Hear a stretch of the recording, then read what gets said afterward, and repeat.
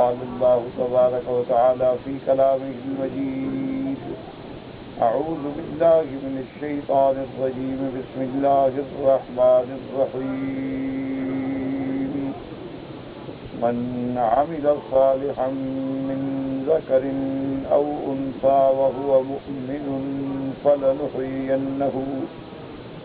فلنحيينه حياة طيبة ولنجزينهم أجرهم بأحسن ما كانوا يعملون. سورۃ النحل کی ان آیات مبارکہ میں اللہ تبارک و تعالیٰ نے اعمال صالحہ ایمان کے ساتھ اور اس کی جزا کا ذکر فرمایا ہے. سابقہ آیات میں الحمدللہ جیسے ہم نے پڑھا، اللہ نے حکم دیا تھا کہ اپنے عہد کو پورا کرو، ایفاء عہد، کہ جو بھی معاہدہ کرو، جو بھی عہد کرو اس کو ہر حال میں پورا کرو، کیونکہ مومن کی صفت ہی یہ ہے کہ وہ عہد پورے کرنے والا ہوتا ہے. نقض عہد جو ہے اس کا بہت بڑا گناہ ہے. اب عہد جو ہے آگے بندے کا اللہ کے ساتھ ہے یا بندے کا بندوں کے ساتھ. اب اللہ کے ساتھ ہم نے عہد کیا، الست بربکم قالوا بلی، اس کی ربوبیت کا اقرار کیا. پھر اللہ کے ساتھ ہم نے جب کلمہ پڑھا، شہادت دی، اشہد ان لا الہ الا اللہ واشہد ان محمد رسول اللہ، تو یہ ہم نے عہد کیا کہ تیرے سوا کوئی معبود برحق نہیں. تمام عبادات کا مستحق جو ہے وہ اللہ تبارک و تعالی ہے، چاہے وہ عبادات قولی ہوں یا فعلی ہوں، مالی ہوں یا بدنی یا مشترک ہوں، سب عبادات اللہ کے لیے ہیں. یہ ہمارا اللہ کے ساتھ عہد ہے. جب حضور صلی اللہ علیہ وسلم کو ہم نے محمد الرسول اللہ، ہم نے اعتراف کیا، ہم نے عہد کیا، گواہی دی کہ آپ اللہ کے سچے رسول، تو اب اس عہد کے بعد ہم پابند ہو گئے کہ حضور صلی اللہ علیہ وسلم کا ہر قول، آپ کا ہر عمل، آپ کا ہر فعل، آپ کا ہر فرمان ہمارے لیے واجب الاتباع ہے کہ ہم ہر حال میں حضور کے حکم کی تعمیل کریں گے. یہ عہد. اس لیے اللہ نے فرمایا کہ جب عہد کرو پورا کرو. جیسے دوسری جگہ پہ فرمایا کہ ان السمع والبصر والفؤاد کل اولئک کان عنہ مسئولا. ہم نے جو تمہیں یہ سننے کی طاقت دی ہے، دیکھنے کی طاقت دی ہے، ہم نے تمہیں دل دیا ہے، سمجھنے کی طاقت دی، ان کے بارے میں بھی تم سے سوال ہوگا. اسی طرح اللہ نے فرمایا وَأَوْفُوا بِالْعَهْدِ إِنَّ الْعَهْدَ كَانَ مَسْئُولًا، کہ جب وعدہ کرو تو پورا کرو. اور ہمارے تو آقا سرکار مدینہ صلی اللہ علیہ وسلم کی صفت یہ تھی صادق الوعد، کہ وعدے کا سچا ہے محمد مصطفیٰ، وعدے کو نبھانے والا، عہد کے پورا کرنے والا. اسی طرح اللہ نے حکم دیا اوفوا بالعہود، کہ جب بھی عقد کرو یا عہد کرو پورا کرو، وفا کرو. اور پھر اللہ نے ایک اس کی دوسرے رنگ میں نصیحت کہ جب قسمیں کھا کے اپنے عہد کو، معاہدے کو پکا کر دیتے ہو تو پھر خبردار پھر نہ توڑنا، کیونکہ جب تم قسم کھاتے ہو تو گویا اللہ کو اس سے گواہ بنا دیتے، اللہ کو اس پر ضامن بنا دیتے. تو جب اللہ کو ضامن بنا لیا تو اب خبردار ایسا نہ ہو کہ تم قسم کھا کے پھر توڑ دیں. اور اسی طرح پھر اللہ نے فرمایا کہ ان لوگوں کی طرح مثال دی کہ تم ایسے نہ بن جانا کہ جیسے کوئی عورت سارا دن سود کاٹتی رہے اور شام کو پھر اپنے کاتے ہوئے کو پھینک دے اور توڑ ڈالے. تو تم بھی ایسا نہ کرو کہ اقرار کرو، کلمہ پڑھو، نماز پڑھو اور شام کو نعوذ باللہ بدعہدی کر کے توڑ ڈالے. اسی طرح اللہ نے ہمیں یہ بھی سبق دیا کہ جیسے دنیا میں بعض قومیں اور خاص طور پر منافقین جب دیکھتے کہ اسلام کا پلڑا بھاری ہو گیا بدر میں مسلمانوں کے ساتھ مل جاتے، جب دیکھتے کہ احد میں مسلمانوں کو شکست ہو گئی تو مسلمانوں سے بھاگ جاتے۔ اللہ نے فرمایا ایسی باتیں نہ کرو، جب عہد کرو تو اس کو پورا کرو، اور دنیا میں ہم تمہارے امتحان لیتے ہیں، اور ان سب کے احوال جو ہیں پھر تمہیں قیامت میں ملیں۔ پھر اللہ پاک نے ایک اور رحمت اور اپنی قدرت کا اشارہ فرمایا کہ میرے بندو، اگر ہم چاہتے تو ساری دنیا کو مسلمان کر دیتے۔ وَلَوْ شَاءَ اللَّهُ لَجَعَلَكُمْ أُمَّةً وَاحِدَةً، لیکن یہ اس کی حکمت ہے کہ جس کو چاہیں گمراہ کریں اور جس کو چاہیں ہدایت دیں۔ باقی جس کو گمراہ کرتے ہیں وہ گمراہی کا حقدار ہوتا ہے۔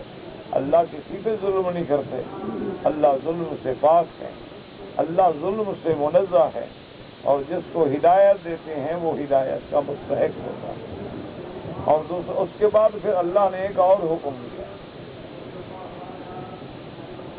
فرمایا وَلَا تَتَّخِذُوا أَيْمَانَكُمْ دَخَلًا بَيْنَكُمْ، ایسا نہ ہو کہ اللہ کی جھوٹی قسمیں کھا کے، اس کا مفسرین نے فرمایا کہ ایک تو ہے نا جھوٹی قسم کھانا، ایک ہے کہ پہلے سے وہ ارادہ کر کے بیٹھا ہے کہ میں جھوٹی قسم کھا کے اس کو دھوکہ دوں گا اور وہ میری قسم پہ اعتبار کر جائے گا۔ تو اللہ نے فرمایا اگر ایسا کرو گے تو پھر خطرہ ہے کہ کہیں تمہارا ایمان ہی سلب نہ ہو جائے، فَتَذِلَّ قَدَمٌ بَعْدَ ثُبُوتِهَا، اور اس پر تمہیں دردناک عذاب دیا جائے۔ اور پھر اللہ نے ہمیں حکم دیا کہ وَلَا تَشْتَرُوا بِعَهْدِ اللَّهِ ثَمَنًا قَلِيلًا، کہ ایسا نہ کرنا کہ اس دنیا کی لذات کے عوض میں آخرت چھوڑ بیٹھو، پھر تو بہت بڑا گھاٹا ہوگا کہ تم آخرت کو دنیا کے لیے بیچ دو، کہ چند دن کی دنیا کی بہار ہے، چند دن کی دنیا کی لذات ہیں، اس میں آ کے تم اللہ کے عہد توڑ دو، سرکار دو عالم کے عہد توڑ بیٹھو، اللہ کے رسول پر جو وعدے کیے تھے وہ توڑ بیٹھو، اور مقصد کیا ہے کہ دنیا کا ہمیں فائدہ ہو جائے۔ اللہ نے فرمایا دنیا کا فائدہ جو ہے بالکل حقیر ہے، یہ دنیا کا فائدہ جو ہے بہت ہی تھوڑا ہے، جب اس کو آخرت کے بھلے کے مقابلے پہ رکھو گے تو اس کی کوئی حیثیت ہی نہیں، کیونکہ ما عندکم ینفد، جو کچھ تمہارے پاس ہے یہ دنیا اور دنیا کی لذات اور طاقتیں اور قوتیں اور شان اور شوکت اور کرسی اقتدار، یہ سب ختم ہونے والا ہے۔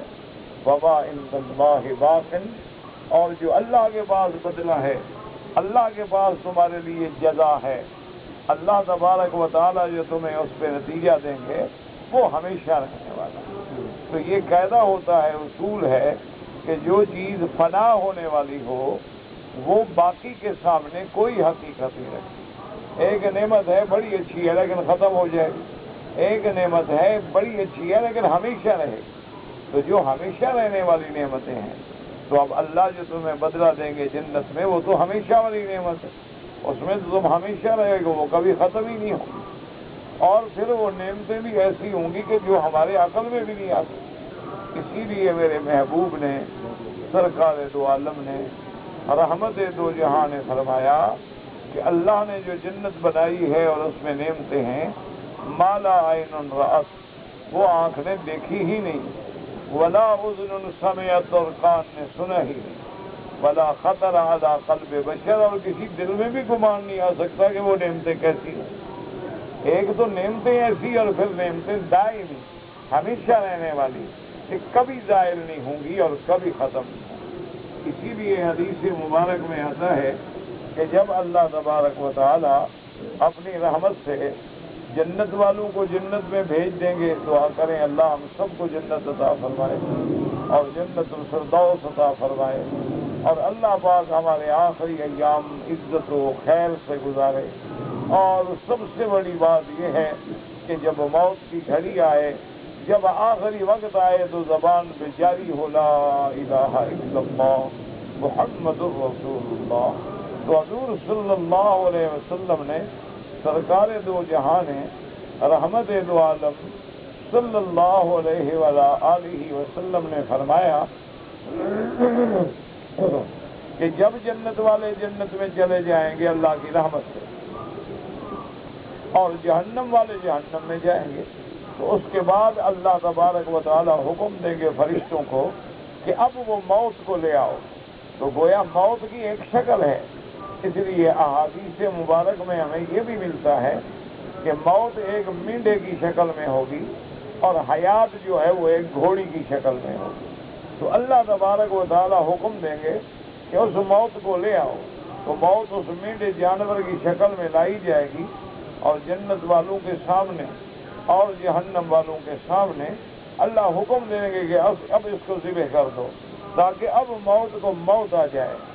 اس کے بعد حکم فرمائیں گے کہ جنت والوں اب موت نہیں آئے گی، تم ہمیشہ جنت میں رہو گے، اور جہنم والے کافرو تم ہمیشہ جہنم میں رہو گے. اب تو موت ہی ختم ہو گئی، کیونکہ دوبارہ اٹھنے کے بعد اللہ جو ہمیں زندگی دیں گے وہ دائمی ہوگی، جو کبھی ختم نہیں ہوگی. تو اس لیے فرمایا کہ میرے بندو ما عندکم ینفد وما عند اللہ باق. بعض علماء نے فرمایا کہ اس سے مراد یہ ہے کہ تمہارے پاس جو مال و دولت ہے یہ ختم ہونے والا ہے، اور جو اللہ کے پاس نعمتیں ہیں وہ باقی ہیں. اور بعض نے فرمایا کہ نہیں، لفظ ما جو ہے یہ عموم پہ ہے، اس میں مال و دولت بھی شامل اور تمہاری محنت، تمہاری کمائی، تمہاری قوت، تمہاری طاقت سب شامل ہے. تو جو کچھ تمہارے پاس ہے وہ ختم ہونے والا ہے، اور جو اس کا بدلہ میرا اللہ دے گا جنت میں وہ کبھی ختم ہونے والا ہے. اس لیے فرمایا وَلَنَجْزِيَنَّ الَّذِينَ صَبَرُوا أَجْرَهُمْ بِأَحْسَنِ مَا كَانُوا يَعْمَلُونَ. فرمایا پھر ہم ان لوگوں کو جزا دیں گے جنہوں نے صبر کیا. تو صبر کا معنی یاد رکھو، ہمارے لوگوں کے دماغ میں ہوتا ہے کہ صبر کا معنی ہوتا ہے کہ مر گیا، مصیبت آ گئی تو صبر کرو جی، صبر کرو جی. یہ معنی نہیں ہوتا. صبر کا اصل معنی عربی میں ہے المنع، کسی چیز کا روکنا.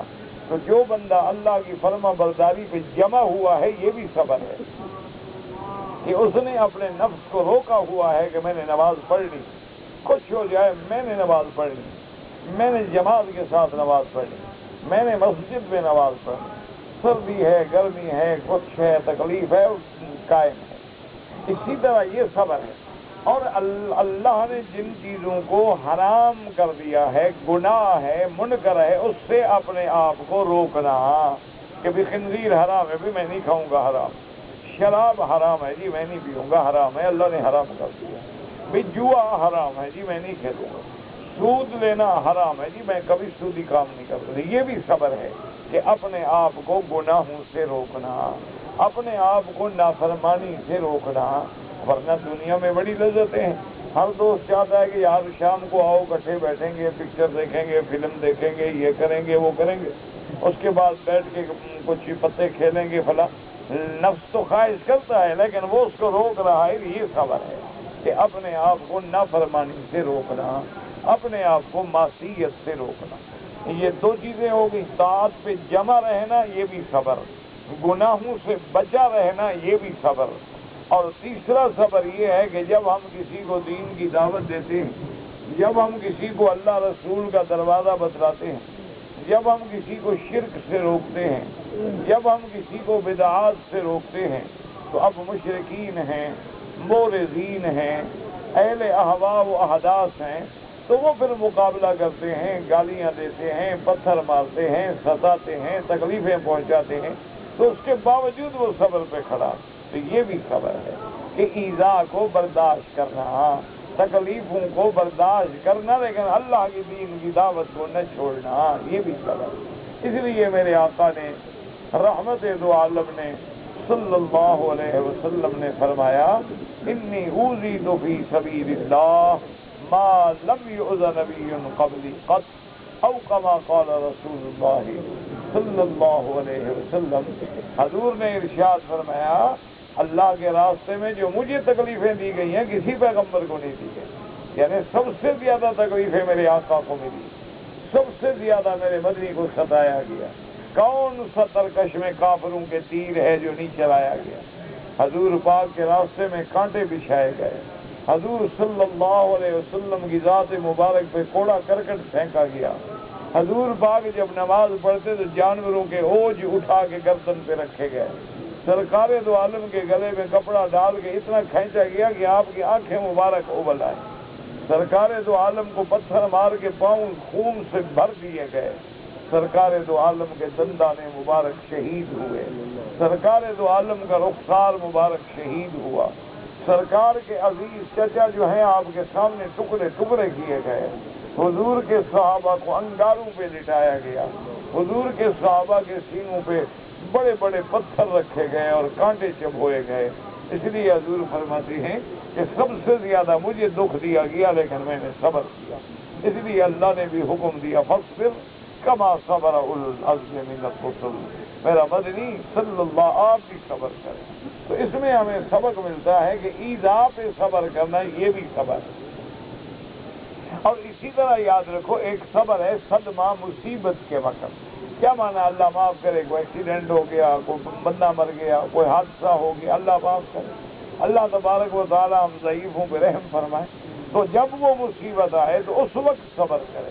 یاد رکھو کہ بعد میں تو سب صبر کر لیتے ہیں، صبر کا معنی ہوتا ہے الصبر عند الصدمۃ الاولیٰ، کہ سب سے پہلے جو مصیبت کی خبر ملے تو صبر کرے۔ اسی لیے حدیث مبارک میں آتا ہے کہ ایک صحابی ہیں، ان کی زوجہ محترمہ تھی، ان کو اللہ نے اولاد دی، ایک بچہ دیا اور وہ بہت پیارا بچہ تھا، اور والد کی تو جان تھی، ہر وقت ان کو چین نہیں ملتا تھا جب تک وہ باہر سے آتے سب سے پہلے بچے کو پیار کرتے، اور باہر جاتے تو سب سے پہلے بچے کو پیار کرتے۔ اتفاق ہے کہ بچہ بیمار ہوا اور خاوند اس کا یعنی بچے کا والد جو ہے باہر گئے ہوئے تھے، اور جس دن اس نے واپس آنا ہے اسی دن اللہ کی شان ہے کہ وہ بچہ فوت ہو۔ تو اس کی بیوی کے لیے اب ماں ہے، آخر ماں کون ایسی ہوگی جس کو اولاد کا صدمہ نہ ہو؟ تو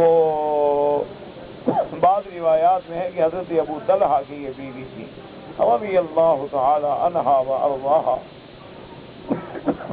تو انہوں نے سوچا کہ اب میں کیا کروں، ایک تو بچہ اللہ نے دے دیا اور دوسرا میرا خاوند باہر سے آ رہا ہے، اور تو صاف بات ہے کہ جب آدمی اب دیکھیں چھٹی سے آدمی جاتا ہے تو گھر میں بیوی کو بھی انتظار ہوتا ہے، شوہر کو بھی انتظار ہوتا ہے کہ اتنے عرصے کے بعد بیوی سے ملوں گا۔ تو بیوی نے بچے کو نہلایا، غسل دیا، کفن پہنایا اور ایک کمرے میں سلا دیا، اور کفن ڈال دیا اور خود غسل کیا، کپڑے پہنے، اچھا بالکل تیاری کی۔ شوہر آئے، بڑی خوشی سے ملی، کھانا پیش کیا، حتیٰ کہ میاں بیوی دونوں رات کو سو گئے، ملے آپس میں، سب کچھ ہوا۔ تو جب فارغ ہو گئے تو بیوی نے کہا کہ ایک بات میں تم سے پوچھتی ہوں، مجھے بتاؤ تمہارا کیا خیال ہے؟ شوہر نے پوچھا کہ وہ کیا بات ہے؟ اس نے کہا کہ اگر کوئی آدمی ہمارے گھر میں اپنی امانت رکھے اور وہ امانت لینے کے لیے آئے تو ہمیں کیا کرنا چاہیے؟ سیدھی بات ہے، امانت ہے اس کی، ہمارا کیا تعلق ہے، فوراً امانت واپس کرو۔ اس نے کہا اگر ہم کچھ دیر کے لیے ضد کر جائیں کہ ابھی نہیں دیتے ہیں، یہ کیا بات ہے؟ امانت کا معنی ہی یہی ہوتا ہے کہ صاحب امانت کو فوراً لوٹا دیا۔ امانت کے اندر کیا حق ہے کہ ہم تصرف کریں یا دیر کریں؟ تو اس نے کہا کہ یہ اولاد ہے یا مال ہے، یہ بھی تو اللہ کی امانت ہے۔ اس نے کہا ہاں بالکل اللہ کی امانت ہے۔ اس نے کہا تو اللہ نے اپنی امانت واپس لے لی، تمہارا بچہ فوت ہو گیا۔ اس نے کہا انا للہ و انا الیہ راجعون۔ لیکن خاوند کو جوش ہے، اس نے کہا عجیب بات ہے، تم نے مجھے پہلے کیوں نہیں بتایا؟ تم نے مجھے پہلے ہی کتنا بڑا تم نے میرے ساتھ زیادتی کی ہے کہ تم بند سور کے اور مجھے کھانے کھلا رہی ہو اور میرے ساتھ لیٹ رہی ہو اور مجھے بتاتی نہیں ہو کہ میرا بیٹا فوت ہو گیا، یہ کیا دیا؟ اس نے کہا کہ صبر پھر کس بات کا نام ہے؟ اسی لیے تو حکم تھا نا کہ الصبر عند الصدمۃ الاولیٰ۔ تو جب اللہ نے مجھے موقع دیا تو میں نے حضور کے اس حکم پہ عمل کیا۔ اس نے کہا اچھا میں حضور کے پاس جاتا ہوں، اور سیدھے دوڑے سرکار دو عالم کی خدمت میں آئے، حضور صلی اللہ علیہ وسلم کو واقعہ سنایا تو آپ نے فرمایا تمہاری بیوی نے بہت اچھا کیا، اور میں دعا کرتا ہوں کہ تمہارا آج کا جو ملنا ہے اللہ اسی میں برکت عطا فرمائے۔ تو اللہ نے ان کو پھر ایک ایسی اولاد عطا فرمائی کہ جس نے پورے عالم میں نام روشن کیا۔ اسی لیے اللہ تبارک و تعالیٰ فرماتے ہیں وبشر الصابرین، خوشخبری دے دو صبر کرنے والوں کو، الذین اذا اصابتهم مصیبت قالوا انا للہ و انا الیہ راجعون اولئک علیہم صلوات من ربہم ورحمہ واولئک هم المہتدون۔ اللہ نے فرمایا کہ جب مومنوں کو مصیبت پہنچتی ہے تو بس ان کی زبان پہ ایک ہی کلمات ہے، انا للہ و انا الیہ، سب اللہ کے لیے اور اسی کی طرف لوٹ جانا۔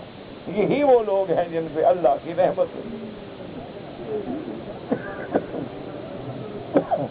اسی لیے حضور پاک نے فرمایا صلی اللہ علیہ وسلم نے، آپ بھی یاد کر لیں، آپ نے فرمایا کہ اللہ رحمت فرمائے اگر کبھی مصیبت آئے تو فوراً یہ کہہ کے دعا مانگا کرو، انا للہ و انا الیہ راجعون، اللہم اجرنی فی مصیبتی ہذہ واخلف لی علی کل غائبۃ لی منک بخیر، کہ یا اللہ مجھے اس مصیبت پہ اجر عطا فرما اور اس سے بدلہ کوئی بہتر عطا فرما دے، تو قادر ہے اس بات۔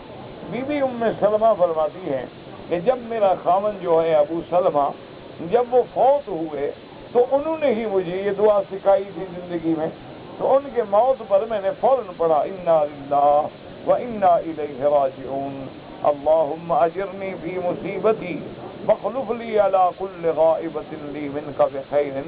کہا میں نے حضور کی یہ دعا تو پڑھ لی، لیکن میں دل میں سوچتی تھی میرے خاوند سے اچھا خاوند کہاں ملے گا، ابو سلمہ جیسا آدمی مجھے پھر کہاں ملے گا، میرا خاوند تو بہت اعلیٰ انسان ہے اور میرے ساتھ اس نے جو زندگی گزاری وہ میں بھول نہیں سکتی۔ فرماتی ہیں لیکن حضور کا حکم تھا میں نے دعا مانگی۔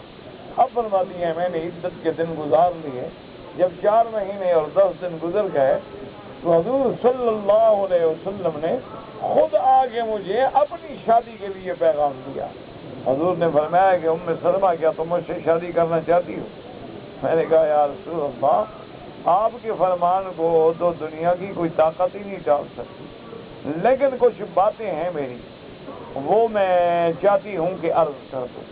اس لیے علماء نے لکھا ہے کہ جب شادی ہو تو عورت کو بھی کھل کے بات کہنی چاہیے اور مرد کو بھی کھل کے بات کہنی چاہیے، درمیان میں کوئی پردہ نہ رکھے ورنہ بعد میں زندگی تلخ ہو جاتی ہے۔ تو ام سلمہ نے عرض کیا کہ یا رسول اللہ صلی اللہ علیہ وسلم آپ کو پتا ہے کہ ابو سلمہ میرے شوہر فوت ہو گئے اور ان کے کافی بچے ہیں، تو میں تو بچوں والی عورت ہوں، میرے گھر میں بچے ہیں اور بچوں کا سنبھالنا، اور خاص طور پہ جب آدمی دوسری شادی کرتا ہے تو دوسرے شوہر کے 2 بچے ہوتے نہیں، تو ان کا اس کو برداشت کرنا، قبول کرنا اور ذہناً ان کو اپنا بنانا بڑا امتحان ہے، تو کہیں ایسا نہ ہو کہ آپ کے لیے تکلیف کا باعث ہو۔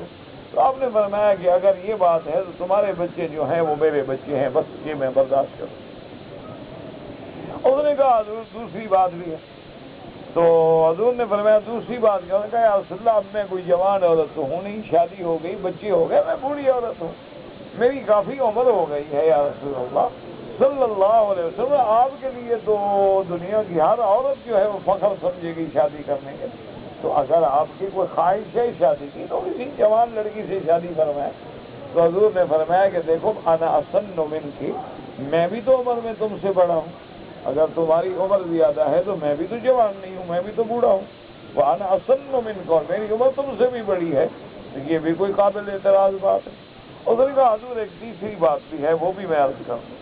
تو حضور نے فرمایا وہ تیسری بات کیا؟ اس نے کہا یا رسول اللہ میں بڑی تیز مزاج عورت ہوں، میں چھوٹی چھوٹی بات پہ لڑ پڑتی ہوں، میری طبیعت میں تیزی بڑی ہے، بعض ہوتی ہے نا غصے میں قابو نہیں پا سکتی، تو یا رسول اللہ میرا آپ سے اللہ معاف کرے اگر کبھی زبان سے کوئی حرف نکل جائے، میرے تو دنیا بھی گئی اور آخرت بھی گئی، میں نے ایسی شادی کی کہ اب اس طرح تو میں دور ہوں نا، کبھی آپ سے بات کرنے کا موقع نہیں ملتا، لیکن اگر میاں بیوی کا تعلق ہے اور میری زبان تیز ہے، میں بڑی تیز مزاج عورت ہوں، تو حضور نے فرمایا اس کا بھی حل موجود ہے۔ اس نے کہا یا رسول اللہ، وہ فرمایا اللہ سے دعا کروں گا تیری زبان ٹھیک ہو جائے، تو اس نے کہا یا رسول اللہ پھر مجھے قبول ہے، اور شادی ہوئی تو بی بی صاحبہ کہتی ہیں کہ پھر مجھے یقین ہوا اس دعا پر کہ دیکھو اللہ نے مجھے اس سے کیسا بہتر بدلہ دیا کہ اب محمد مصطفیٰ جیسا کون ہو سکتا ہے کہ ابو سلمہ کے بعد مجھے محمد الرسول اللہ ملے، تو یہ صبر کا بدلہ ہوگا۔ اور اسی طرح قرآن مبارک میں بھی ہے اور حدیث مبارک میں کہ قیامت والے دن جب اللہ ہمیں ہمارے اعمال کا بدلہ دیں گے تو 1 کا 10 گنا ملے گا، اور کبھی کبھی اللہ 1 کا 700 گنا بھی دیتے ہیں، اور کبھی اللہ جیسے مسجد الحرام میں 1 نماز 1,00,000 گنا ملتی ہے۔ اسی طرح اگر آدمی حج پیدل کرے تو 1 قدم پہ 700 حرم کی نیکی ملتی ہے، تو 700 ضرب 1,00,000 تو 1 قدم میں اتنی نیکیاں ملتی ہیں۔ لیکن جو صبر والوں کو ثواب ملے گا جنت میں اللہ ملائکہ کو حکم دیں گے یہ میرے صابرین ہیں، ان کے لیے کوئی حساب نہیں، بس رحمت ہے میری، دروازے کھول دو ان کے اوپر۔ انما یوفی الصابرون اجرہم بغیر حساب، کہ ان کو تو بغیر کسی حد و حساب کے صبر ملے۔ بلکہ ایک حدیث مبارک میں آتا ہے کہ قیامت والے دن اللہ جب صابرین کو بدلہ دیں گے تو وہ کہیں گے ہائے کاش دنیا میں ہمیں اور تکلیفیں ملتی، ہمارے وجود کو ٹکڑے ٹکڑے کیا جاتا اللہ کے راستے میں، ہم صبر کرتے تو آج اور زیادہ جی رہے۔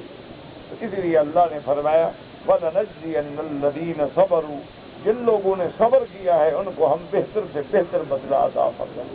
اب اس کے بعد اس آیت مبارک میں جو آج کے سبق میں ہم نے تلاوت کی ہے، اس میں اللہ نے ایک قاعدہ کلیہ بیان کر دیا۔ اللہ فرماتے ہیں من عمل صالحا من ذکر او انثى وهو مؤمن فلنحيينه حياة طيبة وَلَنَجْزِيَنَّهُمْ أَجْرَهُمْ بِأَحْسَنِ مَا كَانُوا يَعْمَلُونَ۔ اللہ پاک نے اس میں قاعدہ بیان کر دیا کہ جو شخص اچھے عمل کرے، من عمل صالحا، کوئی بھی ہے، من ذکر او انثى، یا مرد ہے یا عورت۔ دیکھیں اسلام کبھی مرد عورت میں تفریق نہیں کرتا۔ یہ جو کہتے ہیں نا یہ عورت کا استحقاق نہیں اور اسلام میں عورت کا مقام، یہ غلط بات۔ اسلام تو عورت کو مرد کے بالکل برابر لے کے آئے کہ اگر تم اچھا عمل کرو گے تمہیں بھی بدلہ، عورت کرے عورت کو بھی بدلہ، تم نماز پڑھو گے تمہارا بھی اجر، عورت پڑھے اس کا بھی اجر، تم روزہ رکھو تم بھی صائمین، وہ روزہ رکھے وہ بھی صائمات، تم رات کو تہجد پڑھو تم بھی ذکر کرو وہ بھی ذکر کرے، سب برابر۔ یہ نہیں کہ اللہ اس کے ثواب کو کم کر دے کہ عورت ہے، بلکہ بعض اوقات اس کو اور زیادہ ثواب ملتا ہے کہ وہ عورت ہو کر بھی نیک کام کرے، عورت ہو کر بھی عمل کرے۔ اسی لیے حضور نے فرمایا عورتیں جو حج کرتی ہیں ان کے لیے تو گویا جہاد کا ثواب ہے۔ فرمایا جہادکن الحج، عورتوں کے لیے حج جو ہے وہ جہاد کے برابر ہے۔ تو اس لیے اللہ نے فرمایا کہ مرد ہو یا عورت ہو، یاد رکھو اسلام میں کوئی فرق نہیں، اسلام نے عورت اور مرد کو بالکل برابر رکھا ہے۔ جہاں فرق کیا ہے وہاں فرق نہ کرنے سے نظام عالم ہی ختم ہو جائے گا۔ ایک بات یاد، فرق کہا گیا ہے کہ جب گھر میں ہو تو میاں جو ہے وہ افضل ہے کیونکہ وہ قوام ہے، وہ سنبھالنے والا، وہ نفقے کی ذمہ داری اٹھانے والا، وہ اس کی عزت کا رکھوالا، اس کے نفقے کا ذمہ دار، اس لیے اس کو اللہ نے بڑا بنایا۔ اور جب گھر میں کسی ایک کو بڑا نہ بناؤ سارے بڑے بن جاؤ تو پھر آپ جانتے ہیں کہ کیا حشر ہوگا۔ لازماً کسی ایک کو تو بڑا بنانا ہوگا، آخر تم حکومت کرتے ہو تو کسی کو ہیڈ ماسٹر، کسی کو سیکنڈ ماسٹر، کسی کو مطلق ماسٹر، اسی طرح کسی کو ایس ایچ او، کسی کو اے ایس آئی، کسی کو ہیڈ کانسٹیبل، تم نے بھی تو درجات رکھے ہوئے ہیں۔ یہ کیا ہوا کہ ایک وہ بھی حالانکہ بندہ ہے وہ بھی بندہ ہے، یہ کیا ہے کہ وہ تو ڈی آئی جی بن جائے اور یہ ایس پی بن جائے، وہ بھی بندہ ہے یہ بھی بندہ ہے۔ تو لازمی بات ہے کہ یہ فرق رکھنا پڑے گا ورنہ نظامی عالم چل نہیں سکتا ہے۔ تو اسی لیے اللہ نے مرد کو عورت کے لیے ایک درجہ فضیلت عطا فرمائی ہے، کیونکہ مرد اس کی ذمہ داری اٹھاتا ہے، عورت اپنے خاوند کے خرچے کی ذمہ دار تو نہیں ہے نا، لیکن مرد عورت کے خرچے کا ذمہ دار ہے۔ عورت اپنے خاوند کے لیے کو مقابلہ تو نہیں، لیکن مرد اس کی عزت کی حفاظت کے لیے مر بھی جائے گا تو شہید ہو جائے گا۔ تو اس لیے وہاں ورنہ ہر چیز میں عورت اور مرد برابر ہیں۔ ان المسلمین والمسلمات والمؤمنین والمؤمنات، پورا قرآن پڑھ لو، مسلمان مرد مسلمان عورتیں، ایمان والے مرد ایمان والی عورتیں، عبادت گزار مرد عبادت گزار عورتیں، روزہ رکھنے والے مرد روزہ رکھنے والی عورتیں، اللہ سے ڈرنے والے مرد اللہ سے ڈرنے والی عورتیں، اپنے شرمگاہوں کی حفاظت کرنے والے مرد اور حفاظت کرنے والی عورتیں، اللہ کا ذکر کرنے والے مرد اللہ کا ذکر کرنے والی عورتیں، اعد اللہ لہم مغفرۃ واجرا عظیما۔ اللہ نے فرمایا میں نے ان کے لیے بہت بڑی مغفرت اور بہت بڑا ثواب تیار رکھا ہے۔ یہاں بھی فرمایا من عمل صالحا من ذکر او انثى وهو مؤمن، مرد ہو یا عورت، لیکن شرط کیا ہے؟ مومن ایمان والا ہو۔ کیونکہ اگر کافر ہے تو اس کے عمل کا بدلہ تو آخرت میں ہوگا ہی نہیں، چاہے کافر مرد ہو یا عورت، اللہ ان کو ان کے عمل کا بدلہ دنیا میں دے دیتے ہیں، صحت دے دی، طاقت دے دی، اولاد دے دی، مال دے دیا، دنیا میں بدلہ مل گیا۔ لیکن آخرت پر چونکہ ایمان نہیں تو ان کو آخرت میں کوئی بدلہ بھی نہیں ملتا۔ یہ نہیں کہ اللہ نے نعوذ باللہ کوئی ان پر ظلم کیا، اللہ ظلم سے پاک ہے، جب وہ آخرت مانتے نہیں تو اللہ بدلہ کیوں دے؟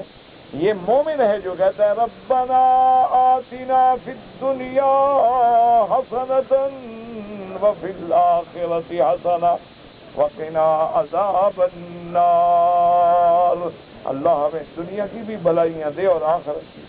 اب کافر جو ہے وہ تو کہتا ہے دنیا آخرت پر تو ایمان ہی نہیں، وہ تو مرنے کے بعد اٹھنے کا قائل ہی نہیں، وہ تو کہتا ہے ان ہی الا حیاتنا الدنیا نموت ونحیا وما نحن بمبعوثین۔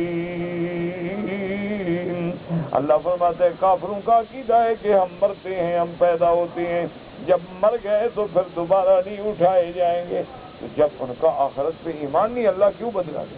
اس لیے فرمایا شرط ہے کہ وَهُوَ مُؤْمِنٌ فَلَنُحْيِيَنَّهُ حَيَاةً طَيِّبَةً، ہم اس کو دیں گے دنیا میں بھی بہتر زندگانی۔ اب بہتر زندگانی سے کیا مراد؟ یہ معنی نہیں ہوتا کہ مسلمان جو اس کے پاس پیسے ہوں گے، دولت ہوگی، اللہ کے یہاں دولت دنیا کی تو قیمت ہی نہیں ہے۔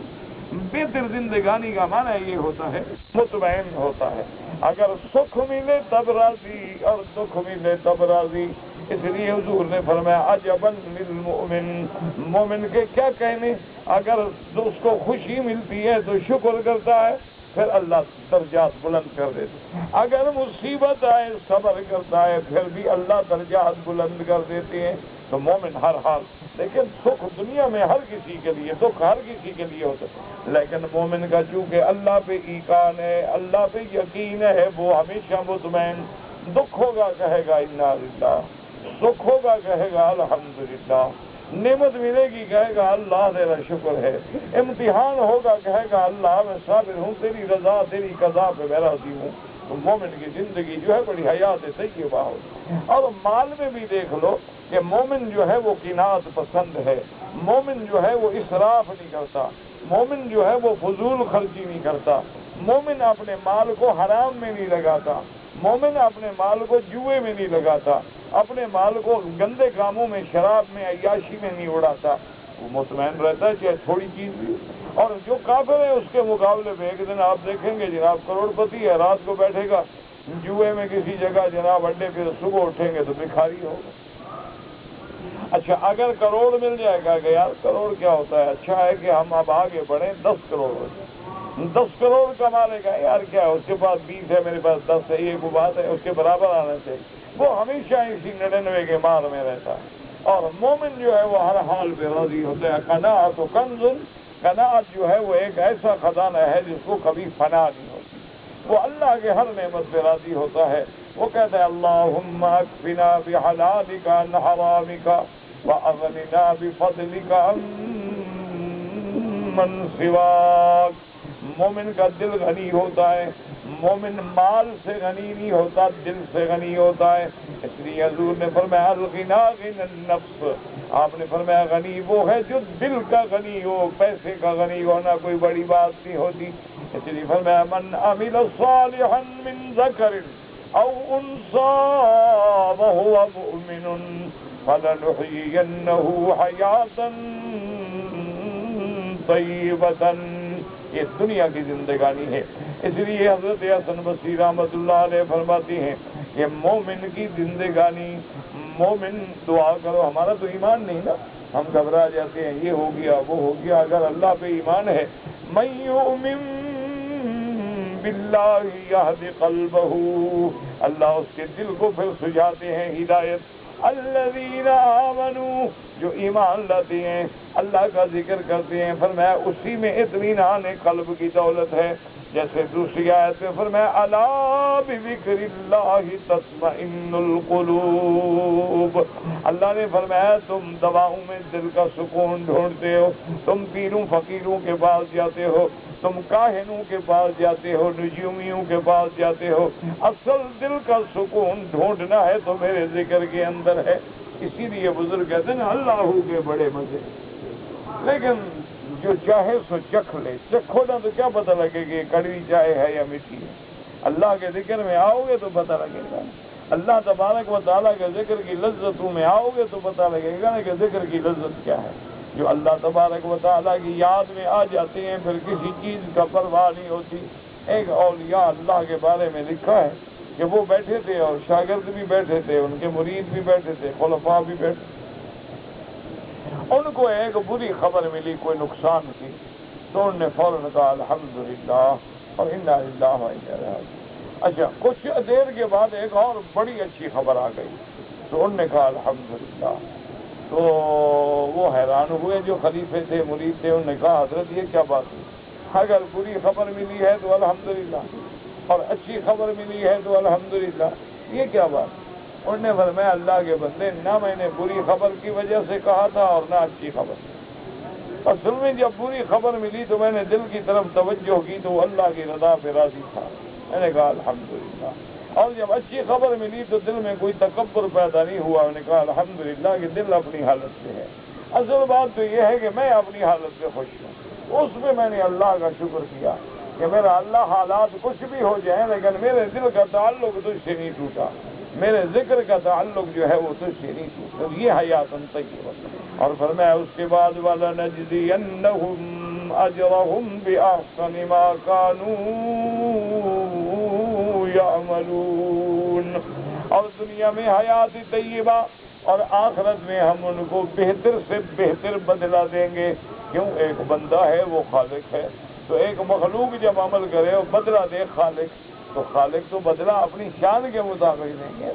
بادشاہ کو جو بدلہ دیتا ہے، انعام دیتا ہے تو اپنی شان کے مطابق دیکھتا ہے، وہ ہمارے حال کو تو نہیں دیکھتا کہ ہم تو کمزور ہیں، ہم تو عاجز ہیں، ہم نے تو یہ ٹوٹی پھوٹی نمازیں پڑھی اور ٹوٹے پھوٹے طواف کیے، لیکن وہ بدلہ اپنی شان کے مطابق دیں۔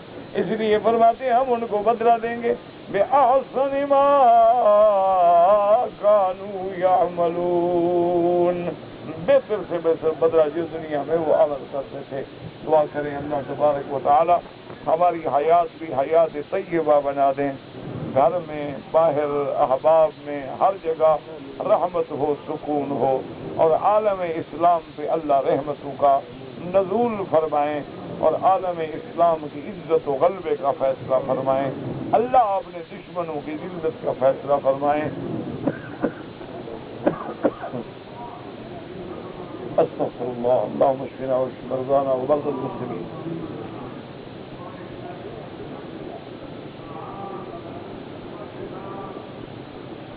کہتے ہیں جی، بعض لوگ کہتے ہیں کہ اللہ کو غائب کا علم نہیں ہے، نعوذ باللہ، کیونکہ اللہ نے جب ساری کائنات پیدا کی ہے تو ہر چیز تو اللہ کے سامنے ہے، کوئی چیز غیب ہے ہی نہیں، تو جب کوئی چیز غیب ہے ہی نہیں تو لہٰذا وہ کیسے عالم الغیب ہوئے؟ پھر تو نعوذ باللہ آپ کو قرآن بدلنا چاہیے۔ قرآن میں ہے کہ هو اللہ الذی لا الہ الا هو عالم الغیب والشہادۃ۔ کیا آپ قرآن کی آیت بدل دیں، کافر بن جائیں؟ کیا خیال ہے؟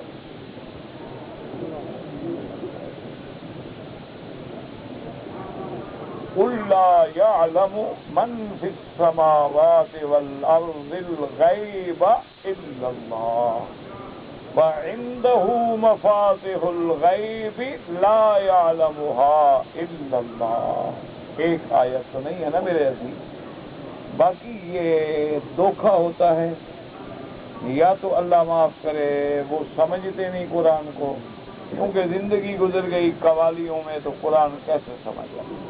یہ تو قرآن کے لیے تو میرا بھائی محنت کرنی پڑتی ہے نا، یہ کوئی قوالی تو ہے نہیں دمادم مست قلندر علی کا پہلا لمبر، یہ تو قرآن ہے اللہ کا، یہ تو پڑھنا پڑتا ہے، سمجھنا پڑتا ہے، تفسیریں دیکھنی پڑتی ہیں، مطالعہ کرنا پڑتا ہے۔ یا تو میرا خیال ہے ان بیچاروں کو چونکہ فرصت ہی نہیں ملتی قرآن پڑھنے سے تو وہ سمجھتے ہیں، یا پھر سمجھتے ہیں لیکن لوگوں کو گمراہ کرنے کے لیے ایسی باتیں کہتے ہیں۔ میرا عزیز، غیب کا معنی ہے جو بندوں سے غیب ہے وہ اس کو بھی جانتا ہے. ہمیں اللہ نے قرآن سمجھانا ہے تو اللہ ہمارے عقل کے مطابق بات کریں گے نا. ایک چیز غیب ہے، ایک ظاہر ہے. تو اللہ نے فرمایا ظاہر کو بھی میں جانتا ہوں، اس چھپی ہوئی کو بھی میں جانتا ہوں جو تیرے آگے چھپی ہوئی ہے. اللہ کے آگے تو کوئی چیز چھپی نہیں ہوتی. اس نسبت سے اللہ کو عالم الغیب کہا جاتا ہے. اچھا، ایک چیز ہے کہ موجود ہے، ایک ابھی پیدا بھی نہیں ہوئی. تو جو پیدا بھی نہیں ہوئی اس کا علم کس کو ہے؟ اس کا علم بھی اللہ تبارک و تعالی. ابھی جو قیامت تک واقعات آئیں گے اس کا علم کس کو ہے؟ وہ اللہ کا. تو یہ ہے عالم الغیب. انبیاء عالم الغیب نہیں ہوتے، اولیاء عالم الغیب نہیں ہوتے. اللہ چاہتے ہیں تو غیب کی باتوں پہ ان کو اطلاع فرما دیتے ہیں، اور اگر اللہ نہ چاہیں تو اطلاع بھی نہیں فرماتے.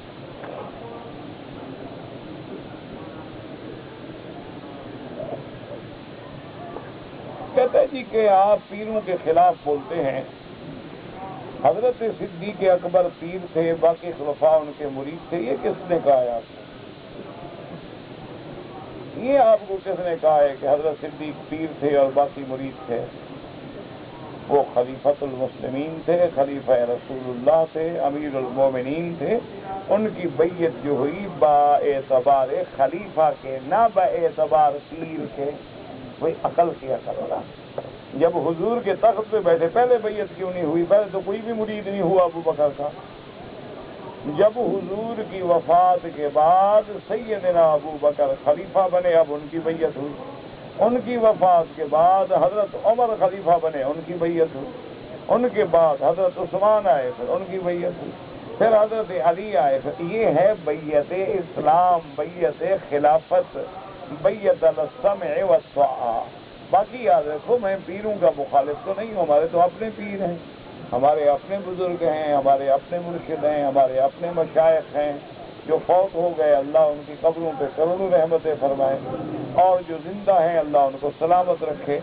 لیکن مقصد میرا ان پیروں سے ہوتا ہے جو جاہل پیر ہیں، جو سنت کے خلاف ہیں، جو بدعات میں گھرے ہوئے ہیں، جو قرآن حدیث کو نہیں جانتے، نماز روزہ نہیں جانتے اور ہیں پیر. ایسے لوگ پیر نہیں ہوتے، یہ دجال ہوتے ہیں. اللہ ان کے فتنوں سے محفوظ رکھے.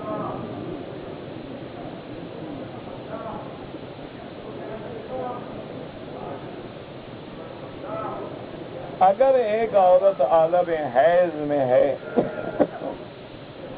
اور اس کی وطن کی طرف روانگی ہے تو کیا وہ کعبۃ اللہ کو دیکھ سکتی ہے؟ ہاں، آنکھوں میں تو کوئی اثر نہیں ہوتا، باہر کھڑے ہو کے دیکھ سکتی ہے، مسجد کے اندر داخل نہیں ہوتا. اس لیے عورت کو حالت حیض میں طواف الوداع بھی معاف ہے. کہ اگر عورت کو حیض آ گیا ہے اور طواف الوداع نہیں کیا، اللہ نے فرمایا معاف ہے. چلیے، تو عورت حیض کی حالت میں یہ اتنا کامن مسئلہ ہے کہ تمہارے ملک میں جب عورت حیض میں ہو تو مسجد میں جاتی ہے. جب وہ چھوٹی مسجد میں نہیں جاتی تو اللہ والے کی مسجد میں، اللہ کے گھر کی مسجد میں کیسے آ سکتی ہے؟ ایک چھوٹا سا عقل بھی استعمال کر لیا کرو. اللہ نے استعمال کے لیے دیا ہے عقل، وہ استعمال کرنے سے بڑھتا ہے، ختم نہیں ہوتا.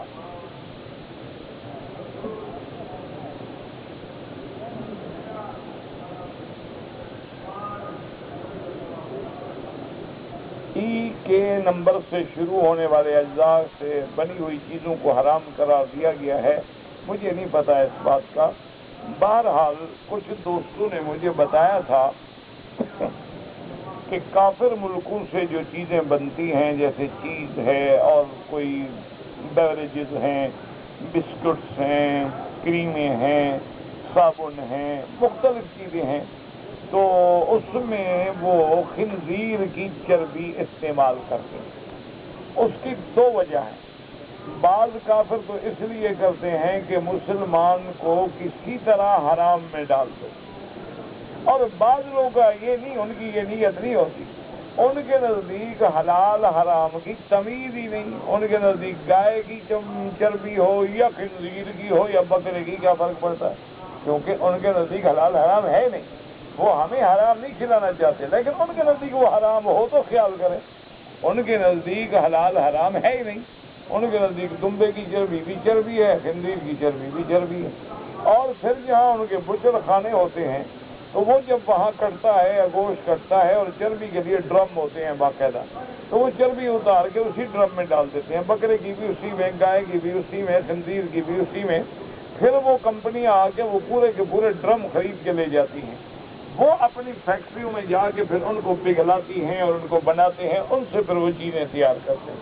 تو بہرحال لیکن پہلے ایک بات یہ تھی کہ وہ لکھ دیتے تھے، وہ ان چیزوں پہ لکھ دیتے تھے کہ ان میں ہم نے اینیمل فیٹ استعمال کیا ہے، یعنی جانور کی چربی استعمال کی۔ اب جانور ان کے نزدیک حلال حرام ہے نہیں، تو جس پہ اینیمل فیٹ لکھا ہو مسلمان خود بچ جائے کہ پتہ نہیں ہو سکتا ہے نہ ہو، لیکن ہو سکتا ہے ہو، تو جب شبہ پڑ جائے تو آدمی ہٹ جائے۔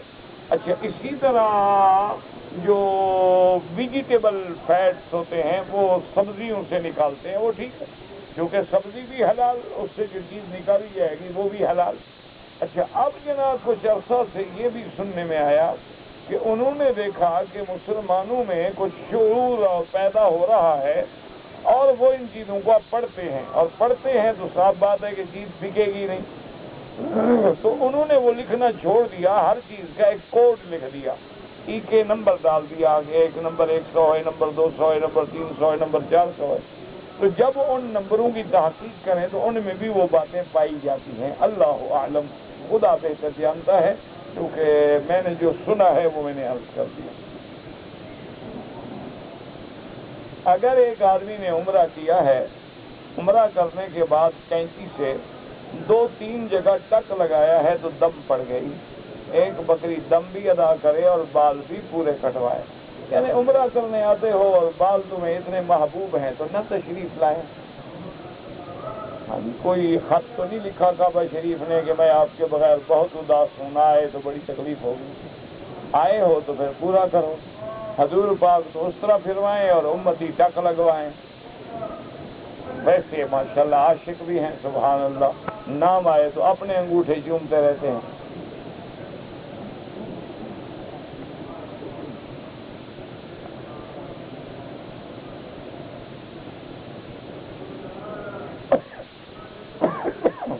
کہتے جی بعض سونے کی دکانوں پہ جو لوگ ہیں وہ سونے میں پیتل ملا کے بیچتے ہیں اور وہ جو پیسے آتے ہیں اس سے چندہ بھی دیتے ہیں، تو ضروری ہے کہ ہمیں وہ پیتل والا دیا ہو، پتہ نہیں سونے والا دیا ہو پیسہ؟ یعنی ان کے پاس حلال بھی ہے حرام بھی ہے، تو جب وہ خیرات کرتے ہیں تو اللہ کرے حلال والا حصہ آئے گا۔ بہرحال ایسی چیزیں کرنا حرام ہے کہ دھوکہ نہ دے اور صاف بتائیں اس میں اتنا سونا ہے اور اتنا یہ چیز ہے۔ شرعی پردہ کیا ہے کہ بغیر ضرورت عورت گھر سے باہر ہی نہ نکلے، وقرن فی بیوتکن، جب گھر میں بیٹھی رہے گی خود بخود پردہ ہوگی۔ اگر کبھی نکلنا پڑے تو پھر یدنین علیہن من جلابیبہن، لمبی چادر سے پورے بدن کو ڈھانکے، چہرے پہ کپڑا ڈالے اور پھر باہر جائے۔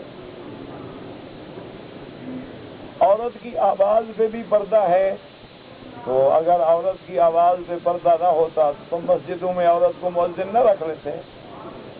دیکھو نا، ہر کام میں تم نے عورت کو لگا دیا ہے، کرکٹ کھلاتے ہو، ہاکی کھلاتے ہو، اسکواش کھلاتے ہو، کمانڈو بناتے ہو، تو تم مؤذن نہ بنا دیتے مسجدوں میں؟ تو کو معلوم ہوا نا کہ اس کی آواز پہ اللہ نے پردہ رکھا ہے، اس لیے وہ اذان نہیں دے سکتی، اس لیے وہ امام نہیں بن سکتی، اس کی آواز پہ بھی پردہ ہے کہ کوئی غیر محرم نہ سنے۔ آج کل تو گانے پہ نہیں ہے، یہاں تمہیں پرانے مسئلے پوچھتے ہو مولوی سے۔ یہ مسلمانوں کے لیے حکم ہے، تمہارے ہمارے لیے نہیں ہے۔ ہمیں تو موسیقی عبادت ہے اور گانے سننے سے ترقی ہوتی ہے، خدا ملتا ہے۔ یاد رکھو، ایسی باتیں کہنے والا اسلام سے نکل کے کافر ہو جاتا ہے، گناہ گار نہیں کافر ہو جاتا ہے۔ کہ جس چیز کو اللہ حرام کرے تم کہو اس میں خدا ملتا ہے، یعنی تمہیں حلال میں نہیں ملتا، حرام میں خدا ملتا ہے۔ انا للہ و انا الیہ راجعون۔ کہتے جی کہ ہاتھ جو ہیں ان کا بھی پردہ ہے، بالکل پردہ ہے، صرف نماز کی حالت میں کھلے رہیں تو نماز ہو جاتی ہے، یہ معنی نہیں کہ ویسے کھلے رہیں، بالکل پردہ ہے۔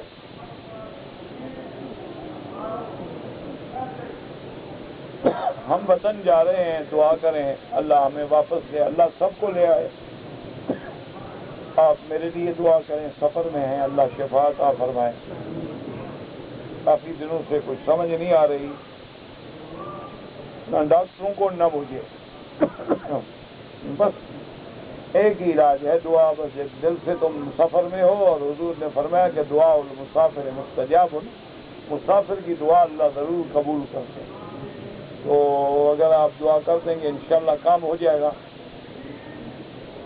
کہتا جی آپ نے کہا تھا کہ 3 باتیں ہیں جن کی احتیاط کریں، النکاح والطلاق والعتاق، نکاح، طلاق اور غلام کو آزاد کرنا۔ غلام تو اب ہے نہیں، بات ختم، جب جہاد نہ رہا تو غلام کہاں رہے، تو باقی 2 چیزیں رہیں، نکاح اور طلاق۔ تو اس میں مذاق میں بھی بندہ اگر بیوی کو کہے کہ مذاق میں تمہیں طلاق دو، طلاق ہو جاتی ہے۔ اس لیے حضور فرماتے ہیں کہ یہ لفظ زبان پہ لایا ہی نہ کرو۔ حجر اسماعیل کون سا ہے؟ یہ حتیم جو ہے یہ حجر اسماعیل ہے۔ خانہ کعبہ کو آخری بار کس نے بنایا تھا؟ عبداللہ ابن الزبیر نے تعمیر کی تھی حضور کے فرمان پہ، پھر حجاج نے بدل دی۔ باقی مرمت تو ہر سال ہوتی ہے۔ خانہ کعبہ کے ساتھ جو جگہ چھوڑی ہے اللہ کو یہی منظور تھا۔ قریش جب بنا رہے تھے پیسے کم ہو گئے تو انہوں نے چھوٹا کر دیا۔ اللہ کو یہی منظور تھا کہ ہمارے لیے کھلا رہے، جب دل کرے کعبے کے اندر نماز پڑھنے کا حتیم میں جا کے پڑھ لو۔ بڑے آدمیوں کے لیے تو دروازے سال میں کھلتے ہیں، غریب کے لیے تو 24 گھنٹے کھلا ہوا ہے۔ اب تم مسئلہ نہ جانو تو ہم کیا کریں؟ یہ اللہ کی حکمت ہے نا، بادشاہ آئیں گے تو پروٹوکول اور اجازت تو کر بھی، ہمارے لیے تو 24 گھنٹے کھلا ہوا ہے۔ جا کے جب چاہو کہ میں کعبے کے اندر نماز پڑھوں، جا کے دیوار کے ساتھ نماز پڑھ لو۔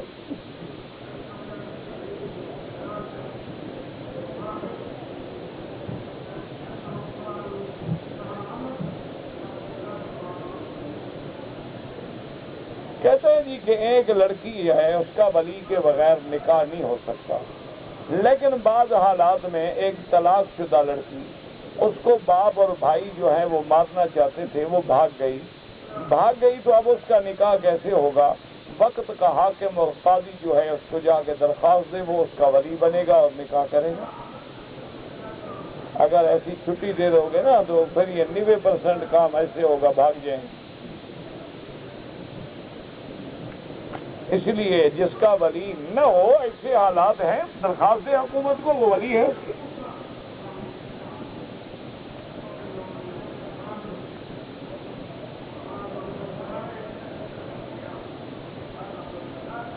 اگر آپ ریاض سے آئے ہیں، اگر آپ حرم میں اکیلے نماز پڑھیں گے تو قصر پڑھیں گے، امام کے پیچھے پڑھیں گے تو پوری پڑھیں گے۔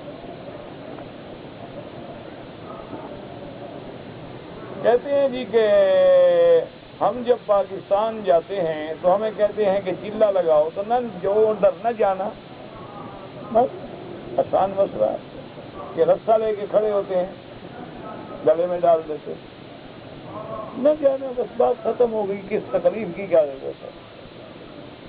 ویسے بھی نیک کام سے بچنا چاہیے،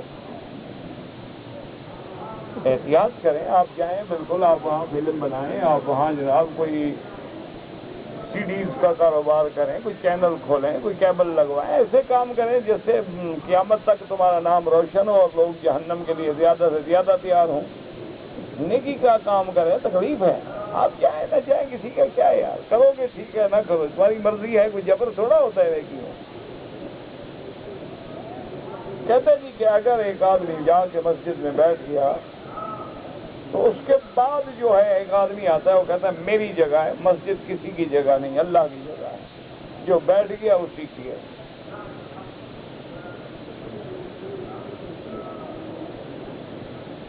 رتی بار کا معنی تھوڑا سا، رتی کا معنی کیا ہوتا ہے؟ رتی ماشا تولا، تو وزن دیکھ لو، رتی سب سے تھوڑا ایمان۔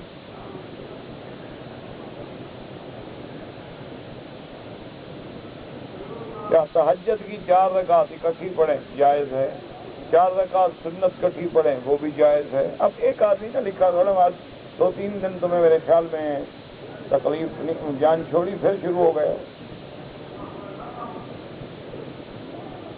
مجھے پاگلوں جیسا لڑکی سے عشق ہو گیا ہے تو پاگل ہو جاؤ. عشق کا معنی ہی یہی ہوتا ہے، عین سے عقل ختم، شین سے شرم ختم، قاف سے قرار ختم. پاگل ہو جو. اللہ رسول سے تو کبھی نہیں ہوا تم. والذین آمنوا اشد حبا للہ، ایمان والوں کو تو اللہ سے محبت ہوتی ہے.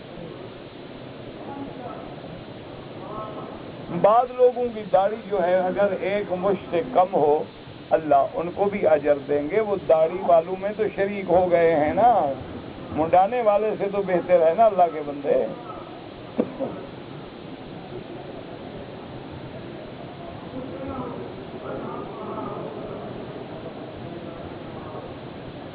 اگر آدمی نماز پڑھ رہا ہے اور غلطی کرے، سجدہ صاف کرے گا. وہ غلطی میرا بھائی دیکھنا پڑتا ہے کہ غلطی کون سی ہے. اگر واجب چھوڑے گا تو سجدہ صاف کرے گا. سلام پھیر کے بھی جائز ہے اور پہلے بھی جائز ہے، دونوں حدیثیں موجود ہیں، کوئی جھگڑے کی ضرورت نہیں ہے. خضر علیہ السلام جو ہیں ولی ہیں یا نبی ہیں، کیوں آپ نے ملنا ہے؟ وہ جو بھی ہیں اللہ کی رحمت ہو، ان پہ بات ختم ہوگی. آپ کو کیا تکلیف ہے تحقیق؟ عجیب عجیب سوال کرتے ہیں، پھر کہتے ہیں وکیل صاحب ناراض ہو جاتا ہے. اللہ کے بندے ناراض نہ ہو آدمی تو کیا کرے؟ میں بھی تو بندہ ہوں، ایک بیمار ہوں، تکلیف ہے، اور تکلیف میں آدمی چڑچڑا ہوتا ہے. اچھا دوسرا، میں نے آپ سے کئی دفعہ عرض کیا ہے کہ بدقسمتی یا خوش قسمتی سے بلوچ ہوں، وہ بھی بے وقوف قوم ہوتی ہے، ان کا بھی دماغی میٹر کبھی کبھی گھوم جاتا ہے. تو کچھ وہ بھی اثر ہے، چاہے لاکھ مولوی بن جائے آدمی، اثر تو رہے گا نا خون میں. تو کچھ تم سوال ایسے کرو بھائی، تم اپنی نماز کا کرو، روزے کا کرو، حضرت خضر کا پوچھ کے میرا بھائی کیا کرو گے آپ؟ کوئی عقل کی بات. ایک اختلافی مسئلہ ہے، بعض کہتے ہیں نبی ہیں، بعض کہتے ہیں ولی ہے. تو ہمارے کو بات ختم ہو گئی، ہم نے کیا لینا ہے؟ تم اپنے اعمال صالحہ کا فکر کرو، اپنی نماز کا فکر کرو، اپنے روزے کا فکر کرو، طواف کا فکر کرو، رزق حلال کا فکر کرو، حلال حرام کے مسئلے پوچھو، نماز کے مسئلے پوچھو، طواف کے مسئلے پوچھو، رکوع سجود کے مسئلے پوچھو، نکاح طلاق کے مسئلے پوچھو، جن سے ہمیں غرض ہے، جن سے ہمیں واسطہ ہے، جن سے ہماری زندگی بنتی ہے. حضرت خضر کا زمانہ گزر گیا.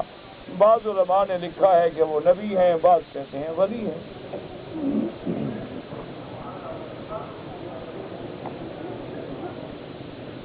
اگر والدین فوت ہو گئے، اولاد ان کے لیے دعا بھی کرے، اولاد ان کے لیے صدقہ و خیرات بھی کرے، اولاد ان کے لیے کوئی صدقہ جاریہ بھی بنائے، مسجد، مدرسہ، قرآن، کتابیں لے کے دینا، تو تاکہ ان کو ہمیشہ ثواب ملے. رسول اللہ کے لیے دعا کرتا ہوں درجہ بلند کرنے کی، وہی حکم ہے. آتے محمد الوسیلۃ وبعثہ مقاما محمودا. اللہ کے نبی معصوم ہیں. دعا استخارہ چھپی ہوئی موجود ہے. 2 رکعت پڑھ کے رات ہو یا دن 3 دفعہ وہ دعا پڑھو. ایک دن پڑھو، 2 دن پڑھو، دیکھو گے دل کا رجحان کیا ہے. اگر پتہ نہ لگے پھر پڑھو، حتیٰ کہ 7 راتوں تک پڑھو. حضرت عمر جب مسلمان ہوئے، قرآن سن کے، قرآن پورا اترا تھا کہ نہیں ہوتا؟ بھائی ابھی تو مکی زندگی ہے، خدا کے بندے، مدینے والی صورتیں تو مدینے میں اتری. پتہ ہے خام خواہ بھائی قلم لے لیتا ہے، کہا ایک ہی آدمی ہے وہ لکھ رہا ہے، اب کیا کریں؟ یہ بالکل وہی آدمی. اس کا ایک پرچی ہے نا محفوظ رکھنا، اس کا میں حل کروں گا. اگر مغرب کی نماز کے بعد 6 نفل پڑھیں، ہاں بالکل بہت ثواب ہے. یہ بھی وہی ہے. ایک آدمی نے بیوی کو 10 سال پہلے گھر سے نکال دیا تھی، عشاء کے بعد آ جانا، کٹھے چلیں گے شروع کریں گے. خدا کا خوف کرو یار، کیوں پریشان؟ میں کیا کروں؟ اللہ سے دعا کرو اللہ ہدایت دے. کوئی ایسا بدبخت آدمی ہے وہی آ جائے. اور اسی کی نظر سے میں بیمار ہوا. میں آپ کو سچی بتا رہا ہوں، اتنا اللہ نے مجھے بھی کچھ دیا ہے. اچھا جی، فطرہ، زکوٰۃ، قربانی اپنے غریبوں کو دیں. رشتہ دار غریب ہیں بالکل سب سے پہلے رشتہ دار حقدار. یاد رکھو زکوٰۃ ہے, صدقہ ہے, خیرات ہے, جو بھی ہے سب سے پہلے تیرے رشتہ دار حقدار. آت ذل قربا حقہ. اگر رشتہ داروں میں غریب نہ ہو تو پھر محلے والے حقدار. محلے میں غریب نہ ہو تو پھر اس کے بعد والے محلے کے حقدار. اس میں بھی نہ ہو تو تیرے شہر والے حقدار. مسلمان یہی خیال کر لو تو کوئی غریب رہے گا. بس اللہ توفیق دے آپ کو بھی مجھے بھی.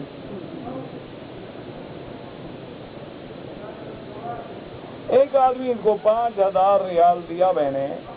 اس نے کہا فائدہ ہو یا نہ ہو میں تمہیں 6,000 دوں گا. حرام ہے. تم نفع نقصان میں شریک ہو. فائدہ ہو تو شریک, گھاٹا ہو تو شریک, ورنہ فکس کرنا وہ تو سود ہے.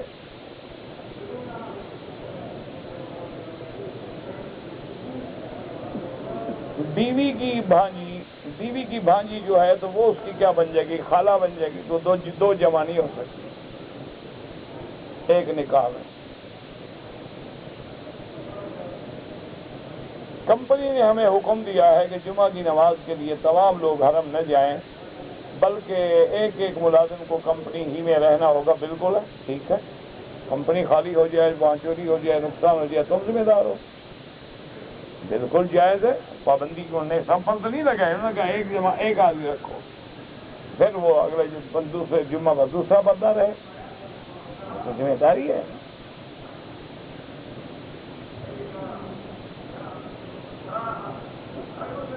کے ساتھ برقع مجھے تو نہیں پتا. اچھا خان نہیں, پان کے ساتھ زردہ اور تمباکو بالکل نہ کھایا کریں. کل ایک آدمی نے صفا مروہ میں 5 چکر لگائے. اس نے غلطی سے سمجھا کہ 7 ہو گئے. بال کٹوا دیے, کوئی بات نہیں. اب ایسا کرے کہ ایک دفعہ پھر 7 چکر ٹھیک کر دو. جرمانہ کوئی نہیں, کیونکہ پہلے بھی 4 سے زیادہ ہو گئے. ہو گئے